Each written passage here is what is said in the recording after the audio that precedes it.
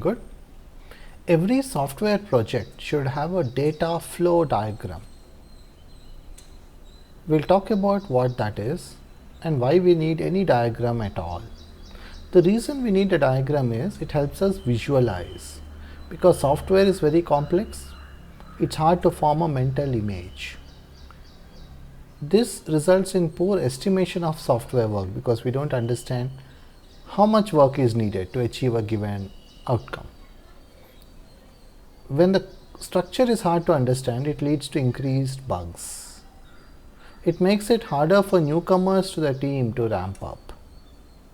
All these problems occur when the structure of the program is hard to understand. That is why we need to create diagrams. A picture is worth 1,000 words. Here's an example data flow diagram of a small part of FutureCam, my startup. It's a camera app. It has different modes like time-lapse mode and burst mode. And the phone has different cameras, wide and tele. The time-lapse mode can work either with the wide or the tele camera. But the burst mode works only with the tele camera. And this arrow indicates the flow of data. It's a data flow diagram. This is not control, this is not inheritance, it's not other kinds of things. So, photo data from the tele camera can go either to time-lapse mode or to burst mode. But from the wide camera, it goes only to time-lapse mode. This is a data flow diagram.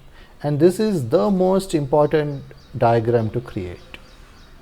I'll talk about the other diagrams also that you could create if you wanted to. First is the inheritance diagram, which we all know. There's a mode, we have 3 subclasses. One of them has 2 more subclasses. Then there's the overriding diagram.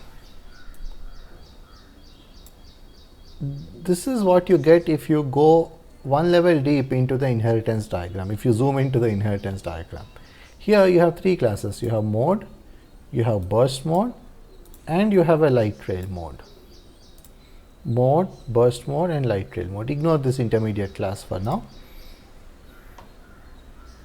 And the mode protocol or class, whatever it may be, has 2 functions, shutter button pressed and shutter button released. And burst mode overrides both of them. This is override.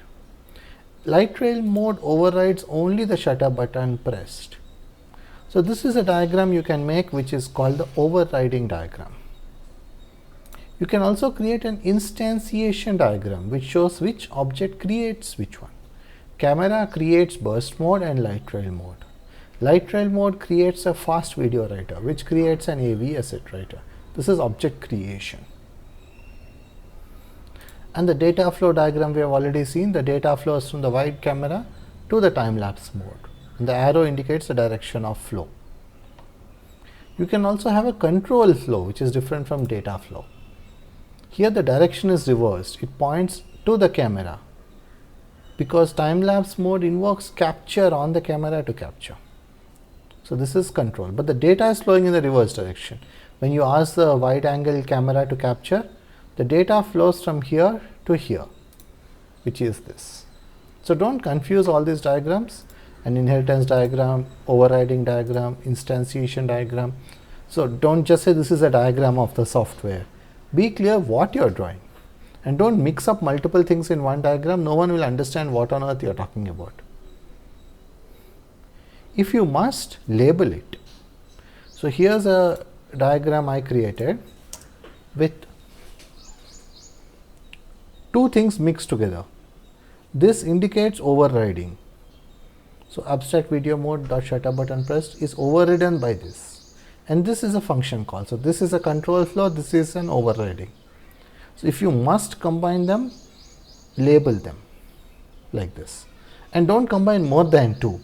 Don't combine an inheritance and an overriding diagram and an instantiation diagram and a data flow diagram and a control flow diagram. No one will understand. So don't just say this is a diagram. That doesn't make sense. What kind of diagram is it? So be clear what you're drawing, and the most important thing to draw is a data flow diagram. You can draw it on paper using a pen, a sketch pen like I did, Or you can use a drawing tool like Visio or Miro, it doesn't matter. Create a diagram somehow. Don't let the perfect be the enemy of the good.